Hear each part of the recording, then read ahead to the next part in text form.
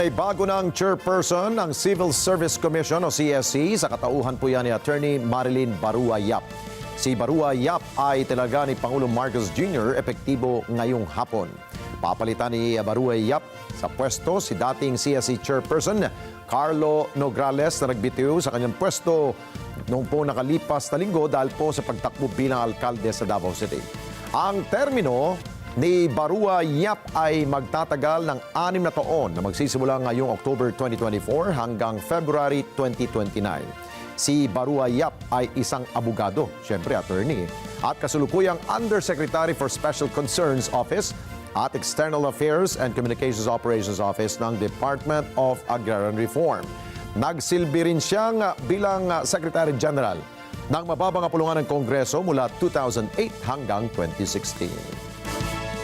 Maraming salamat sa inyo pong pagsubaybay sa Mata ng Agila Primetime.